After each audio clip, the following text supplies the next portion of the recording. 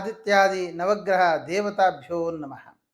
ಎಲ್ಲ ವೀಕ್ಷಕರಿಗೆ ಪ್ರತಿ ತಿಂಗಳು ನಾನು ನಿಮಗೆ ಒಂದಲ್ಲ ಒಂದು ರೀತಿಯಾದಂತಹ ಮಾಸಕ್ಕೆ ಸಂಬಂಧಪಟ್ಟ ಹಾಗೆ ನಾವು ಏನು ಮಾಡಬಹುದು, ಏನು ಮಾಡಿದರೆ ಒಳ್ಳೆಯದಾಗುತ್ತೆ ಅಂತ ತಿಳಿಸ್ತಾ ಬರ್ತಾ ಇದ್ದೇನೆ. ಈ ಫೆಬ್ರವರಿ ತಿಂಗಳಲ್ಲಿ ವಿಶಿಷ್ಟವಾದ ದಿವಸ ಏನು ಅಂತ ಹೇಳಿದ್ರೆ, ಕೃಷ್ಣದೇವರಾಯನಂತಹವನಿಗೆ ಬಂದಂತಹ ಕುಹಯೋಗವನ್ನು ಪರಿಹಾರ ಮಾಡಿದ ದಿವಸ ಈ ತಿಂಗಳಲ್ಲಿ ಬರಲಿಕ್ಕಿದೆ. ಹಾಗಾದರೆ ನಮ್ಮ ದಾರಿದ್ರ್ಯವನ್ನು, ನಮ್ಮ ಎಲ್ಲ ವಿಧವಾದ ಅನಾರೋಗ್ಯಗಳನ್ನು ಪರಿಹಾರ ಮಾಡಿಕೊಳ್ಳಬಹುದಾದಂತಹ ದಿವಸವೂ ಈ ಮಾಸದಲ್ಲಿ ಸೇರಿಕೊಂಡಿದೆ. ಹಾಗಾದ್ರೆ ನಾವು ಏನು ಮಾಡಬೇಕು, ನಮ್ಮ ದಾರಿದ್ರ್ಯವನ್ನು ಹೇಗೆ ಪರಿಹಾರ ಮಾಡಿಕೊಳ್ಬೇಕು, ನಾವು ಹೇಗೆ ಸಿರಿವಂತರಾಗಬಹುದು, ನಮ್ಮ ಮಕ್ಕಳು ಹೇಗೆ ವಿದ್ಯಾವಂತರಾಗಬಹುದು, ಎಲ್ಲ ವಿಧವಾದಂತಹ ವಿಷಯಗಳನ್ನು, ಜೊತೆಗೆ ರಥಸಪ್ತಮಿ, ಭಾರತ ಹುಣ್ಣಿಮೆ ಎಲ್ಲದರಲ್ಲಿಯೂ ಕೂಡ ನಾವು ಮಾಡಬೇಕಾದಂತಹ ವಿಷಯಗಳು, ಯಾವ್ಯಾವ ರಾಶಿಯವರು ಏನೇನು ಮಾಡಿದರೆ ಸಿರಿವಂತರಾಗ್ತಾರೆ, ಆರೋಗ್ಯವಂತರಾಗ್ತಾರೆ, ಎಲ್ಲವನ್ನು ನಿಮಗೆ ತಿಳಿಸಿಕೊಡ್ತೇನೆ. ಹಾಗೆ ಮಹಾಕುಂಭಮೇಳ ನಡೀತಾ ಇದೆ, ತ್ರಿವೇಣಿ ಸಂಗಮದಲ್ಲಿ ನಡೀತಾ ಇದೆ. 12 ರಾಶಿಯವರು ಯಾವ ಸಂದರ್ಭದಲ್ಲಿ ಹೋಗಿ ಸ್ನಾನ ಮಾಡಬೇಕು, ಸಂಕ್ರಮಣಾದಿಗಳಲ್ಲಿ, ವ್ಯತಿಪಾತಾದಿಗಳಲ್ಲಿ, ಹಾಗಾದರೆ ಯಾವ ರಾಶಿಯವರು ಯಾವಾಗ ಸ್ನಾನ ಮಾಡಬೇಕು ಅನ್ನೋದನ್ನು ಕೂಡ ನಿಮಗೆ ತಿಳಿಸಿಕೊಡ್ತೇನೆ. ಮೇಷರಾಶಿ, ಒಳ್ಳೆಯ ಗುರುಬಲದಿಂದಾಗಿ ಮೇಷರಾಶಿಯವರು ಅನ್ಕೊಂಡಂತಹ ಕೆಲಸಗಳೆಲ್ಲ ಶುಭವನ್ನೇನೋ ಕಾಣ್ತಾ ಇದ್ದೀರಿ. ಆದರೆ 12ನೇ ಮನೆಯಲ್ಲಿರ್ತಕ್ಕಂಥ ಶುಕ್ರ ಮತ್ತು ರಾಹುಗಳ ಪ್ರಭಾವದಿಂದಾಗಿ ಬಂದ ಸಂಪತ್ತನ್ನೆಲ್ಲ ಕಳ್ಕೊಳ್ತಾ ಇರುವಂತಹ ಲಕ್ಷಣ ಅಧಿಕವಾಗಿದೆ. ಜೊತೆಗೆ ಈ ಲಗ್ನಾಧಿಪತಿಗೆ ನೀಚ ಸ್ಥಿತಿ ಏನಾದರೂ ಕಳ್ಕೊಳ್ತು, ಕುಜ ವಕ್ರಗತಿಯಾಗಿ ಈಗ ಮಿಥುನ ರಾಶಿಗೆ ಪ್ರವೇಶ ಮಾಡಿದ್ದಾನೆ. ಹಾಗಾಗಿ ಮತ್ತೆ ಮುಂದಕ್ಕೆ ಹೋಗುವಾಗಲೂ ಮತ್ತೆ ತಿರುಗಾ ನೀಚ ಸ್ಥಿತಿಗೆ ಹೋಗುವಂತಹದ್ದೇ. ಹಾಗಾಗಿ ಸಮಸ್ಯೆಗಳು, ಬಂದ ಸಮಸ್ಯೆಗಳು ಎಲ್ಲೋ ಒಂದು ಕಡೆಯಲ್ಲಿ ಬಗೆಹರಿದ ಹಾಗೆ ಕಾಣಿಸುತ್ತೆ. ಆದರೆ ಪುನಃ ಮತ್ತೆ ಮರುಕಳಿಸುವ ಯೋಗ ಇದೆ. ಅದು ಭೂಮಿಗೆ ಸಂಬಂಧಪಟ್ಟದ್ದಾಗ್ಬೋದು, ತಾಯಿ ಆರೋಗ್ಯ ವಿಷಯ ಆಗ್ಬೋದು, ಅಥವಾ ಪೇಪರ್ ವರ್ಕ್ ಆಗ್ಬೋದು. ಯಾವುದೇ ವಿಷಯಗಳಾದರೂ ಕೂಡ ಅದರ ಬಗ್ಗೆ ಸ್ವಲ್ಪ ಗಮನ ಇರಲಿ, ಮತ್ತು ಅದನ್ನು ಸಂಪೂರ್ಣವಾಗಿ ಸರಿಪಡಿಸುವ ನಿಟ್ಟಿನಲ್ಲಿ ನಿಮ್ಮ ಪ್ರಯತ್ನ ಇರಲಿ. ಇನ್ನು ಹಣಕಾಸಿನ ವಿಷಯದಲ್ಲಿ ಬರಬಹುದಾದಂತಹ ಸಮಸ್ಯೆಗಳು ಅಂತ ಆದರೆ, ಶುಕ್ರ ಉಚ್ಚ ಸ್ಥಾನದಲ್ಲಿ ಇರುವುದರಿಂದ ಅದು ಒಳ್ಳೆಯ ಫಲ. ಆದರೆ ಅದು ವ್ಯಯವಾಗಿರೋದ್ರಿಂದಾಗಿ ಬಂದ ಹಣ ಸಂಪತ್ತೆಲ್ಲ ಕಳೆದು ಹೋಗುವ ಸಾಧ್ಯತೆ ಇದೆ.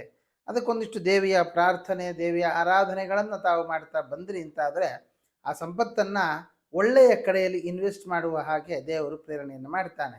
ವೃಥಾ ಖರ್ಚಾಗದೆ ಒಂದು ಕಡೆಯಲ್ಲಿ ಇನ್ವೆಸ್ಟ್ ಆಗುವ ರೀತಿಯಲ್ಲಿ ದೇವರ ಅನುಗ್ರಹ ನಿಮ್ಮ ಮೇಲೆ ಆಗುತ್ತೆ. ಇನ್ನು ವಿದ್ಯಾರ್ಥಿಗಳ ವಿದ್ಯಾಭ್ಯಾಸದ ಬಗ್ಗೆ ಗಮನಿಸುವುದು ಅಂತಾದರೆ, ಒಳ್ಳೆಯ ವಿದ್ಯಾಭ್ಯಾಸ, ಒಳ್ಳೆಯ ರೀತಿಯಲ್ಲಿ ಮುಂದುವರಿಯುವಂತಹ ಅವಕಾಶಗಳೆಲ್ಲ ಮೇಷರಾಶಿಯವರಿಗೆ ಕಂಡು ಬರ್ತಾ ಇದೆ. ಇನ್ನು ಹೊರದೇಶಕ್ಕೆ ಹೋಗಿ ಓದಬೇಕು ಅನ್ನುವಂತಹ ಅಭಿಪ್ರಾಯ ಯಾರಿಗಾದರೂ ಇದೆ, ಖಂಡಿತವಾಗಿಯೂ ಅನುಕೂಲ ಆಗುತ್ತೆ. ನೀವು ಖಂಡಿತವಾಗಿಯೂ ಮುಂದುವರಿಯಿರಿ. ವೀಸಾದಲ್ಲಿ ಏನೋ ಸ್ವಲ್ಪ ಕಿರಿಕಿರಿ ಆಗಬಹುದು. ಅಂತಹ ಸಂದರ್ಭದಲ್ಲಿ ನಾಗದೇವರಿಗೆ ಒಂದು 2 ಎಳ್ಳುನೀರಿನ ಅಭಿಷೇಕವನ್ನು ಮಾಡಿಸ್ತಾ ಬನ್ನಿ, ಅದು ಕೂಡ ನಿಮಗೆ ಕ್ಲಿಯರ್ ಆಗುತ್ತೆ. ಮುಂದಕ್ಕೆ ಒಳ್ಳೆ ರೀತಿಯಾದ ಹೊರದೇಶಕ್ಕೆಲ್ಲ ಹೋಗಿ ಒಳ್ಳೆ ರೀತಿಯಾದ ವಿದ್ಯಾಭ್ಯಾಸವನ್ನು ಮಾಡಿಕೊಂಡು ಬರುವಂತಹ ಸಾಧ್ಯತೆಗಳು ವಿದ್ಯಾರ್ಥಿಗಳಿಗಿರುತ್ತೆ. ಇನ್ನು ಅಣ್ಣ ತಮ್ಮಂದಿರ ಮಧ್ಯದಲ್ಲಿ ಒಂದಿಷ್ಟು ಭಿನ್ನಾಭಿಪ್ರಾಯಗಳು ಬರುವಂತಹದ್ದು, ಮಾತಿನ ಚಕಮಕಿಯಿಂದಾಗಿ ದೂರ ಆಗಬೇಕಾದಂಥ ಪ್ರಸಂಗಗಳು ಬರಬಹುದು. ಮೇಷರಾಶಿಯವರು ಎಚ್ಚರ ಇರಲಿ, ಮಾತಿನಲ್ಲಿ ನಿಗಾ ಇರಲಿ. ಚಿಕ್ಕವರಾದರೂ ಅಥವಾ ದೊಡ್ಡವರಾದರೂ ಅವರ ಹತ್ತಿರ ಏನು ಮಾತನಾಡಬೇಕು, ಹೇಗೆ ಮಾತನಾಡಬೇಕು ಅನ್ನೋದರಲ್ಲಿ ಸ್ವಲ್ಪ ಒಳ್ಳೆಯ ರೀತಿಯಲ್ಲಿ ನೋಡಿಕೊಂಡು ವ್ಯವಹಾರ ಮಾಡಿಕೊಳ್ಳುವುದು ಒಳ್ಳೆಯದು. ಅಷ್ಟೇ ಅಲ್ಲದೇನೆ ಈ 4ನೇ ಮನೆಯ ತಾಯಿಯ ಆರೋಗ್ಯದಲ್ಲಿ ಏರುಪೇರಾಗುವಂತಹದ್ದು, ಜೊತೆಗೆ ಚಂದ್ರನೂ ಕೂಡ ಲಾಭದಲ್ಲಿ ಬರುವಂತಹದ್ದು. ಆದ್ದರಿಂದ ತಾಯಿಯ ಹೊಟ್ಟೆಗೆ ಸಂಬಂಧಪಟ್ಟ ಹಾಗೆ, ಹೊಟ್ಟೆಯಿಂದ ಕೆಳಗಿನ ಭಾಗಕ್ಕೆ ಸಂಬಂಧಪಟ್ಟ ಹಾಗೆ ಅನಾರೋಗ್ಯಗಳನ್ನು ಕಾಣಬೇಕಾಗ್ತದೆ. ಇನ್ನು ಸಂತಾನ ಆಗದೇ ಇರತಕ್ಕಂತಹ ವ್ಯಕ್ತಿಗಳಿಗೆ, ಸಂತಾನ ಆಕಾಂಕ್ಷಿಗಳಿಗೆ ಹೇಗಿದೆ ಅಂತ ವಿಚಾರ ಮಾಡೋದಾದರೆ, ಪಂಚಮಾಧಿಪತಿ ಶತ್ರುಕ್ಷೇತ್ರದಲ್ಲಿ ಬರೋದು, ಪಂಚಮ ಸ್ಥಾನಕ್ಕೆ ಶನಿ ಮತ್ತು ಚಂದ್ರರ ಯೋಗ ಇರುವುದರಿಂದ ಸ್ವಲ್ಪ ಸಂತಾನದ ವಿಷಯದಲ್ಲಿ ಮುಂದೂಡಬೇಕಾಗತ್ತೆ. ಸ್ವಲ್ಪ ದಿವಸಗಳ ಕಾಲ ಇನ್ನೂ ವೆಯ್ಟ್ ಮಾಡಬೇಕಾಗತ್ತೆ. ಅಥವಾ ದತ್ತು ತಗೊಳ್ಬೇಕು ಅಂತ ವಿಚಾರ ಇತ್ತು ಅಂತಾದರೆ ಖಂಡಿತವಾಗಿ ಮುಂದುವರಿಯಿರಿ, ಅದು ನಿಮಗೆ ಶುಭದಾಯಕವಾಗಿರುತ್ತೆ. ಇನ್ನು ಈ ಆರೋಗ್ಯದ ವಿಷಯಕವಾಗಿ ನೋಡುವಾಗ, ಈ ಕಾಲಿನಿಗೆ ಸಂಬಂಧಪಟ್ಟ ವೆರಿಕೋಸ್ ಪೇನ್ ಅಂತ ಹೇಳ್ತಾರೆ, ವೆರಿಕೋಸಿಗೆ ಸಂಬಂಧಪಟ್ಟ ಹಾಗೆ ನರಕ್ಕೆ ಸಂಬಂಧಪಟ್ಟಂತಹ ಕೆಲವು ಸಮಸ್ಯೆಗಳು ಎದುರಾಗಬೇಕಾಗತ್ತೆ. ಅದ್ರ ಜೊತೆಗೆ ಸ್ಕಿನ್ ಅಲರ್ಜಿ ಆಗಬಹುದು, ಅಥವಾ ಎಡ ಕಿವಿಯ ತೊಂದರೆಗಳಾಗಬಹುದು. ಸ್ವಲ್ಪ ಈ ಎಲ್ಲ ಆರೋಗ್ಯದ ಕಡೆ ಗಮನ ಇರುವುದು ಒಳ್ಳೆಯದು. ಇನ್ನು ವಿವಾಹಾಕಾಂಕ್ಷಿಗಳು, ವಿವಾಹ ಆಗಿಲ್ಲ, ವಿವಾಹದ ಬಗ್ಗೆ ಯೋಚನೆ ಮಾಡ್ತಾ ಇರುವವರಿಗೆ ಈ ಸಪ್ತಮಾಧಿಪತಿಯಾದ ಶುಕ್ರ ವ್ಯಯದಲ್ಲಿ ಉಚ್ಚ ಸ್ಥಾನದಲ್ಲಿ ಇರುವುದರಿಂದ ಇಷ್ಟಪಡುವಂತಹ ಯೋಗ ಅಂದರೆ ಒಂದು ಹುಡುಗಿಯನ್ನು ಇಷ್ಟಪಡುವಂತಹದ್ದು ಅಥವಾ ಹುಡುಗನನ್ನು ಇಷ್ಟಪಡುವಂತಹ ಸಾಧ್ಯತೆಗಳೆಲ್ಲ ಒಂದು ಸಂದರ್ಭ ಒದಗಿ ಬರುತ್ತೆ. ಆದರೆ ಅದೇ ಹುಡುಗನನ್ನು ಮದುವೆ ಆಗ್ತೀವ ಅನ್ನೋದು ಸ್ವಲ್ಪ ಕಷ್ಟ. ಕಾರಣ ಶುಕ್ರನ ಜೊತೆಗೆ ರಾಹುವಿನ ಒಂದು ಯೋಗ, ಗುರುಬಲ ಇದ್ದರೂ ಆ ಸಪ್ತಮಾಧಿಪತಿಗೆ ಸ್ಥಾನ ಚೆನ್ನಾಗಿದ್ದರೂ ಆ ರಾಹುವಿನ ಒಂದು ಯೋಗ ಇರೋದರಿಂದ ಮನಸ್ಸನ್ನು ಕೆಡಿಸಿ ನಿಮ್ಮನ್ನು ದೂರ ಮಾಡುವ ಸಾಧ್ಯತೆಗಳಿರುತ್ತೆ. ಆಲ್ರೆಡಿ ಇಷ್ಟಪಡ್ತಾ ಇದ್ದೀರಿ ಅಂತಂದರೂ ಕೂಡ ಈ ಯೋಗವನ್ನು ಹೇಳಬಹುದು. ಹಾಗಾಗಿ ಸ್ವಲ್ಪ ಓಪನ್ ಆಗಿ ಅವರ ಹತ್ರ ಮಾತನಾಡುವಂಥದ್ದು, ಅನುಮಾನಗಳು ಬಂದಾಗಲೂ ಕೂತ್ಕೊಂಡು ಮಾತನಾಡುವಂಥದ್ದು, ಹೀಗೆ ಅದನ್ನು ಪರಿಹಾರ ಮಾಡಿಕೊಳ್ಳುವುದು ಒಳ್ಳೆಯದು. ಮನಸ್ಸಿನಲ್ಲೇ ಇರಿಸಿಕೊಂಡು ಮನಸ್ಸಿನ ಇರಿಸು ಮುರುಸಿನಿಂದಾಗಿ ಬಿರುಕು ಬಿಡುವ ಸಾಧ್ಯತೆಗಳಲ್ಲಿ ಹೆಚ್ಚಿದೆ. ಸ್ವಲ್ಪ ಜಾಗ್ರತೆ ವಹಿಸಿ. ಇನ್ನು ದೊಡ್ಡವರು ನೋಡಿ ಮದುವೆ ಮಾಡಿಕೊಳ್ಳುವಂಥವರಿಗೆ ಒಳ್ಳೆಯ ವಿವಾಹ ಕಾಲ, ವಿವಾಹದ ಬಗ್ಗೆ ಏನು ಯೋಚನೆ ಇಲ್ಲ, ಮುಂದುವರಿಯಬಹುದು. ಇನ್ನು ಈ ನವಮಾಧಿಪತಿ ಆಗಿರತಕ್ಕಂತಹ ಗುರು ದ್ವಿತೀಯದಲ್ಲಿ ಬರೋದು, ದ್ವಿತೀಯಾಧಿಪತಿ ಆ ಗುರುವಿನ ಕ್ಷೇತ್ರ ಪರಸ್ಪರ ವಿನಿಮಯ, ಕ್ಷೇತ್ರ ವಿನಿಮಯಗಳು ಕಾಣಿಸ್ತಾ ಇದೆ. ಆದ್ದರಿಂದ ತಂದೆ ಆರೋಗ್ಯದಲ್ಲಿ ಒಳ್ಳೆಯ ಅನುಕೂಲಗಳಾಗುವಂಥದ್ದಾಗಲಿ ಅಥವಾ ತಂದೆಯ ಹಣಕಾಸಿನ ವಿಷಯದಲ್ಲಿ ಅನುಕೂಲಗಳು ನಿಮ್ಮ ಜಾತಕದ ಪ್ರಕಾರ ಕಂಡು ಬರ್ತಾ ಇದೆ. ಅಥವಾ ನಿಮ್ಮ ವಿವಾಹದ ವಿಷಯದಲ್ಲಿ ನೋಡುವಾಗ ಕೊಟ್ಟು ತೆಗೆದುಕೊಳ್ಳುವಂತಹ ಒಂದು ಯೋಗಗಳು ಕೂಡ ಕಂಡು ಬರ್ತಾ ಇದೆ. ಇನ್ನು ಕೆಲಸ ಇಲ್ಲದವರಿಗೆ ಕೆಲಸದ ಲಾಭ ಆಗುತ್ತಾ ಅಂತ ವಿಚಾರ ಮಾಡುವಾಗ ಸ್ವಲ್ಪ ಕಷ್ಟ. ಆಲ್ರೆಡಿ ಯಾರು ಕೆಲಸದಲ್ಲಿ ಇದ್ದೀರಿ ಅವರಿಗೂ ಕೂಡ ಕೆಲವು ಸಮಸ್ಯೆಗಳು ಎದುರಾಗುವ ಸಾಧ್ಯತೆ ಇದೆ. ಹಾಗಾಗಿ ನಿಮ್ಮ ಕೆಲಸವನ್ನು ಅಚ್ಚುಕಟ್ಟಾಗಿ ಒಳ್ಳೆಯ ರೀತಿಯಲ್ಲಿ ಜವಾಬ್ದಾರಿಯುತವಾಗಿ ನಿಭಾಯಿಸಿಕೊಂಡು ಹೋಗುವ ಪ್ರಯತ್ನವನ್ನು ನೀವು ಮಾಡಬೇಕು. ಇಲ್ಲ ಅಂತ ಆದರೆ ಕೆಲಸ ಕಳೆದುಕೊಳ್ಳುವಂತಹ ಅವಕಾಶಗಳು ಹೆಚ್ಚಾಗಿದ್ದಾವೆ.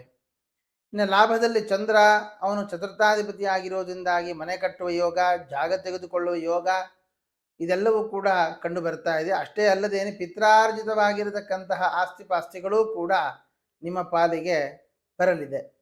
ಅಷ್ಟೇ ಅಲ್ಲದೆ 12ರಲ್ಲಿ ಶುಕ್ರನ ಒಂದು ಯೋಗ, ದೇವಿಯ ವಿಶೇಷವಾದಂತಹ ಅನುಗ್ರಹಗಳನ್ನೆಲ್ಲ ತಾವು ಸಂಪಾದನೆ ಮಾಡಿಕೊಳ್ಳಬೇಕು. ಅದರಿಂದಾಗಿ ಇನ್ನೊಂದಿಷ್ಟು ಸಾಂಪತ್ತಿಕವಾಗಿ ನೀವು ಬೆಳೆಯುವುದಕ್ಕೆ ಅವಕಾಶಗಳಿದೆ. ಇನ್ನು ಒಟ್ಟಾರೆ ನಮಗೆ ನಮಗೆ ಮೇಷರಾಶಿಯ ಬಗ್ಗೆ ನಾವು ವಿಚಾರ ಮಾಡುವಾಗ ಆರೋಗ್ಯದ ಬಗ್ಗೆ ಹೆಚ್ಚಿನ ಗಮನವನ್ನು ಹರಿಸಬೇಕು. ಹಣಕಾಸಿನ ವಿಷಯದಲ್ಲಿಯೂ ಮತ್ತು ಸ್ವತಃ ಅವರ ಒಂದು ಆರೋಗ್ಯದ ವಿಷಯಕವಾಗಿ ತಾವು ಗಮನ ಹರಿಸಬೇಕು ಅನ್ನೋದನ್ನು ನಾನು ತಿಳಿಸಿದ್ದೇನೆ. ಹಾಗಾಗಿ ನಾನು ಮೊದಲೇ ಹೇಳಿದ ಹಾಗೆ ಈ ನಿಮಗೆ ಅವಕಾಶ ಇತ್ತು ಅಂತಾದರೆ ತ್ರಿವೇಣಿ ಸಂಗಮದ ಪ್ರಯಾಗರಾಜದ ಅಲ್ಲಿ ಹೋಗಿ ಕುಂಭ ಸಂಕ್ರಮಣದ ದಿವಸ 12ನೇ ತಾರೀಕು ಏನು ಸಂಕ್ರಮಣ ನಡೀತದೆ, ಆ 13ನೇ ತಾರೀಕು ಸಂಕ್ರಮಣ ಏನಿದೆ ಅಂತಹ ದಿವಸಗಳಲ್ಲಿ ಅಲ್ಲಿ ಹೋಗಿ ಸಂಕ್ರಮಣ ಸ್ನಾನ, ತ್ರಿವೇಣಿ ಸಂಗಮದ ಮಹಾಕುಂಭ ಸ್ನಾನವನ್ನು ನಡೆಸುವಂಥದ್ದು. ಬರೀ ಸ್ನಾನವನ್ನು ಮಾಡದೆ ಅಧಿಕಾರಿಗಳಾಗಿದ್ದಲ್ಲಿ ಅಲ್ಲಿ ಪಿತೃಕರ್ಮಗಳನ್ನು ನಡೆಸಿ ಅಲ್ಲಿ ಒಂದು 5 ಜನ ಬ್ರಾಹ್ಮಣರಿಗೆ ವಸ್ತ್ರಾದಿಗಳನ್ನು ದಾನ ಮಾಡುವಂಥದ್ದು. ವಸ್ತ್ರ, ಬೆಲ್ಲ, ತರಕಾರಿ, ಹಾಲು, ಮೊಸರು, ಈ 5 ದ್ರವ್ಯಗಳನ್ನು ನೀವು ದಾನ ಮಾಡಿ. ಈ 5 ದ್ರವ್ಯಗಳನ್ನು ನೀವು ದಾನ ಮಾಡುವುದರಿಂದ ಪೃಥ್ವಿ, ಅಪು, ತೇಜೋ, ವಾಯು, ಆಕಾಶ ಈ ಪಂಚಭೂತಗಳಿಗೆ ಸಂಬಂಧಪಟ್ಟಂತಹ ಅನಾರೋಗ್ಯಗಳು, ಅದು ಭೂಮಿಯ ಮೇಲೆ ಬಿದ್ದು ಗಾಯ ಮಾಡಿಕೊಳ್ಳುವಂಥದ್ದು ಅಥವಾ ಏರ್ ಪೊಲ್ಯೂಷನ್ ಆಗುವಂತಹದ್ದು ಅಥವಾ ನಮಗೆ ದೇಹದಲ್ಲಿ ಪಿತ್ತಾಂಶ ಜಾಸ್ತಿ ಆಗುವಂತಹದ್ದು, ಅದರಿಂದಾಗಿ ಬರತಕ್ಕಂತಹ ವಿಕೋಪಗಳಾಗಬಹುದು. ಅಥವಾ ಯಾವುದೋ ಒಂದು ದೃಷ್ಟಿ ನಮ್ಮ ಮೇಲೆ ಬಿದ್ದು ಅದರಿಂದಾಗಿ ಕೆಲವು ಸಮಸ್ಯೆಗಳನ್ನು ನಾವು ಎದುರಿಸುವಂತಹದ್ದು. ಹೀಗೆ ಈ ಪಾಂಚಭೌತಿಕವಾಗಿರತಕ್ಕಂಥ ಈ ಶರೀರದಿಂದ ಪಂಚಭೂತಗಳಿಗೆ ಸಂಬಂಧಪಟ್ಟಿರತಕ್ಕಂತಹ ದ್ರವ್ಯಗಳನ್ನು ನಾವು ದಾನ ಮಾಡುವುದರಿಂದ ಏನು ಅದರಿಂದಾಗಿ ಬರಬಹುದಾದ ಸಮಸ್ಯೆಗಳಿದೆ, ಆ ಸಮಸ್ಯೆಗಳಿಂದ ನಾವು ದೂರ ಆಗಬಹುದು. ಅಷ್ಟೇ ಅಲ್ಲದೇನೆ ರಥಸಪ್ತಮಿ ದಿವಸ ಆ ಆದಿತ್ಯದ ಹೃದಯದ ಪಾರಾಯಣವನ್ನು ನಡೆಸುವಂತಹದ್ದು. ಆದಿತ್ಯ ಹೃದಯದ ಪಾರಾಯಣವನ್ನು ನಡೆಸಿ ಸೂರ್ಯನನ್ನು ಆರೋಗ್ಯವನ್ನು ಕೇಳಿಕೊಳ್ಳಿ ಸೂರ್ಯನಿಂದ, ಅದರಿಂದಾಗಿ ಒಳ್ಳೆಯ ಆರೋಗ್ಯ ನಮ್ಮದಾಗುತ್ತೆ. ಇನ್ನು ಕೆಲಸದ ಬಗ್ಗೆ ನಾನು ಗಮನ ಹರಿಸಬೇಕು ಅಂತ ಹೇಳಿದ್ದೆ. ಹಾಗಾದರೆ ನಮ್ಮ ಕೆಲಸ ಪಡೆದುಕೊಳ್ಳುವುದಕ್ಕೋಸ್ಕರ ನಾವೇನು ಮಾಡಬೇಕು ಅಂತ ನೀವು ವಿಚಾರ ಮಾಡುವುದಾದರೆ ಆ ರಥಸಪ್ತಮಿಯ ಹಬ್ಬದ ದಿವಸ ಗೋಧಿಯನ್ನು ದಾನ ಮಾಡುವಂಥದ್ದು, 12 ಜನ ಬ್ರಾಹ್ಮಣರಿಗೆ ಗೋಧಿಯನ್ನು ದಾನ ಮಾಡುವಂಥದ್ದು ಅಥವಾ ನಿಮ್ಮ ಇಷ್ಟ ದ್ರವ್ಯಗಳನ್ನು ದಾನ ಮಾಡುವಂಥದ್ದು.